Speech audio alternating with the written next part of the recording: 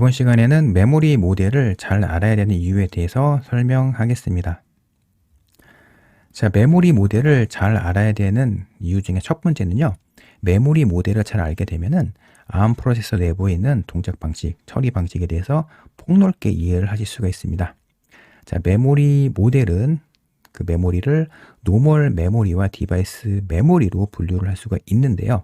이와 관련된 내용을 배우시다 보면은 메모리 리오더링, 메모리 맵드 I/O 처리 방식, 그리고 파이프라인, 쉐어어빌리티 도어메인과 관련된 이런 내용을 배우시게 될 텐데, 이와 같은 내용을 배우시게 되면 자연스럽게 ARM 프로세서 내부에서 메모리를 어떤 방식으로 처리하는지에 대한 폭넓은 이해를 하실 수가 있습니다.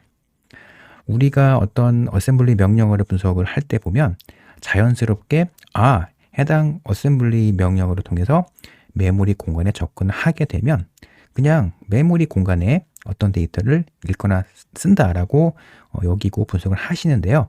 근데 사실 ARM 프로세서 내부에서는 우리가 분석하고 있는 어떤 코드라든가 어떤 메모리 공간을 노멀 메모리와 디바이스 메모리로 분류해서 내부에서 처리를 하게 됩니다.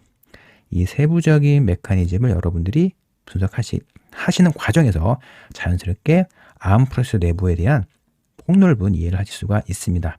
그 사례에 대해서는 이어지는 슬라이드에서 설명을 또 드리도록 하겠습니다. 자, 실제 우리가 어셈블리 명령어를 이렇게 분석을 할 때 보면 해당 어셈블리 명령어는 그냥 전체 CPU 시스템에서 이 명령어만 실행이 된다라고 가정하고 분석을 하시는데요. 사실 그렇지 않습니다. 대부분 우리가 개발하고 있는 시스템은요. CPU 코어의 개수가 1개 이상인, 즉 멀티코어 시스템이죠. 멀티코어 시스템은 이와 같은 슬라이드에 나와 있는 그림으로 처리가 되게 됩니다. 슬라이드에서 여러분께 소개해 드리고 있는 이 다이어그램은요. CPU 코어가 4개인 시스템입니다. 근데 각각 CPU 코어별로 이렇게 어셈블리 명령어가 실행이 된다라는 사실을 염두를 하면서 분석을 하셔야지 메모리 모델이라든가 배리어와 관련된 내용을 잘 파악할 수가 있습니다. 자, 그 다음으로 메모리 시스템을 좀 큰 그림으로 보시게 되면요. 이와 같은 구조로 메모리 시스템이 설계가 되어 있다라고 여러분께 말씀드릴 수 있습니다. 사실 최신 운영체제의 최신 RTOS는 대부분 가상 주소 공간에서 해당 코드가 실행이 되는데요. 가상 주소 영역에서 어떤 메모리 공간에 접근을 하게 되면은 이 가운데 MMU가 보이죠? MMU는 메모리 매니지먼트 유닛의 약자인데 MMU를 거쳐서 이렇게 가상 주소가 물리 주소로 변환이 되는 과정을 거치고요. 가상 주소를 물리 주소 변환을 하게 되면은 해당 물리 주소를 기반으로 캐시 있죠.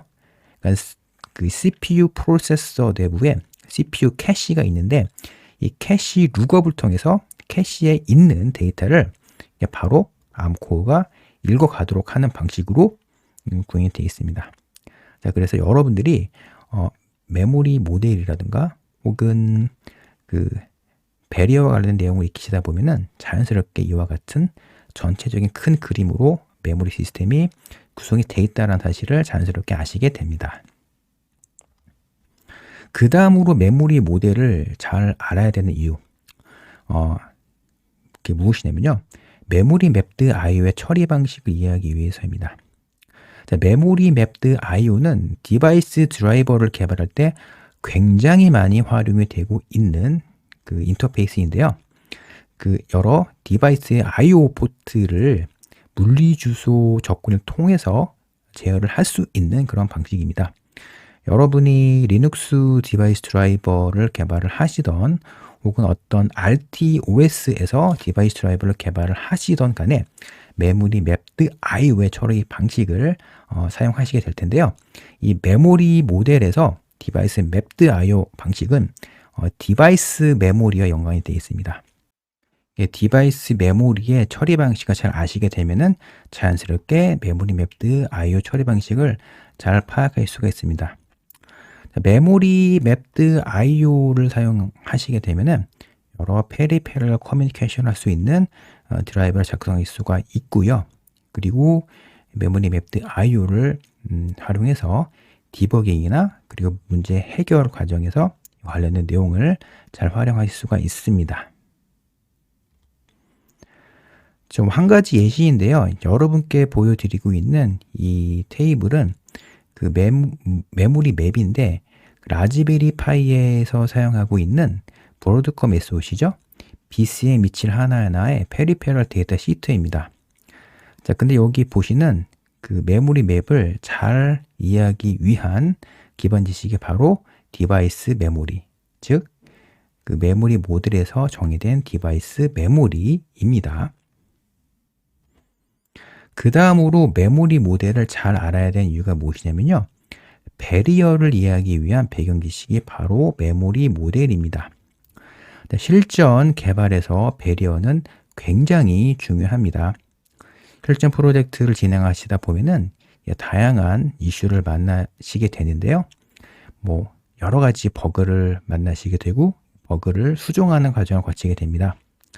보통 어떤 시스템 소프트웨어를 개발하던 간에 대부분 그 해당 프로젝트에 관련된 보드를 브링업을 하고 브링업이 끝나면 관련된 그 시스템이나 디바이스 드라이버를 안정화하는 과정을 거치게 되는데요.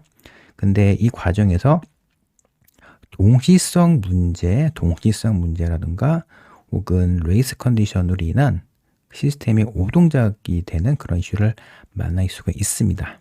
그래서 실전 개발에서 배리어를 파악하시는 게 굉장히 중요하기 때문이고요. 자, 그리고 배리어를 이해하기 위한 배경 지식 중에 하나가 무엇이냐면 노멀 메모리와 관련된 내용입니다. 노멀 메모리는 메모리 모델에서 정의된 그 ARM 아키텍처 관점으로 본 메모리가 처리가 되는 방식 중에 하나인데요.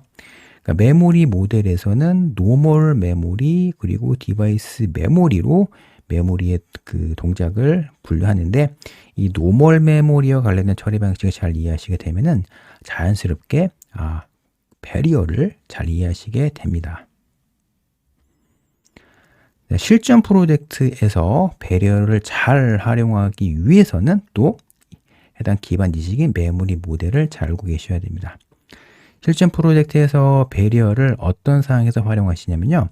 성능을 최적화하거나 크리티컬 섹션에 있는 코드를 보호하거나 그리고 어떤 데이터가 병렬로 처리가 되는 그런 상황에서는 적절히 배리어를 사용을 해야 됩니다.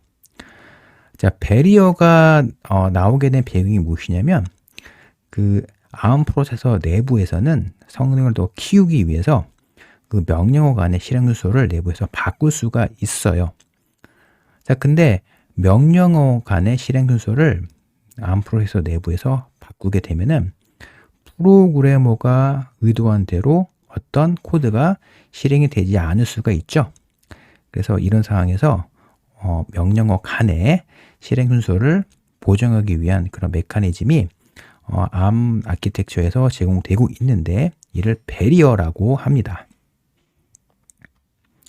자, 그래서 멀티코어 시스템에서 여러 데이터 동계와 관련된 그런 문제가 나올 수가 있는데 이를 위해서 이와 같이 멀티코어 시스템에서 각각 어셈블리 명령어가 어떤 흐름으로 처리가 되는지에 대해서 이렇게 각각 잘 파악을 하셔야 되고요. 그리고 여러분들이 레이스 컨디션이라든가 동시성 문제가 나왔을 때 이와 같이 0번째 CPU 코어에서는 어떤 명령어가 실행이 되고 있었고 그리고 첫 번째 CPU 코어에서는 어떤 명령어가 실행이 되고 있었다 라는 그런 패턴으로 이슈를 많이 분석을 하시게 됩니다. 자, 그래서 실전 프로젝트에서 배리어와 관련된 그런 배리어를 잘 활용하시기 위해서는 메모리 모듈과 관련된 내용들, 노멀 메모리와 관련된 동작 방식을 잘 이해하셔야 됩니다. 자, 이번 시간에 여러분들 메모리 모델을 잘 알아야 되는 이유에 대해서 말씀드렸는데요. 메모리 모델 굉장히 중요합니다. 여러분, 마지막으로 배리어를 잘 활용하고 하기 위해서 메모리 모델을 잘 아셔야 되고요. 그리고 메모리 맵드 IO와 관련된 처리 방식을 깊이 있게 분석을 하시려면 메모리 모델에서 정의된 디바이스 메모리의 그 속성에 대해서 잘 아실 필요가 있습니다. 자, 여기까지 여러분이 메모리 모델을 잘 알아야 되는 이유에 대해서 설명을 드렸습니다.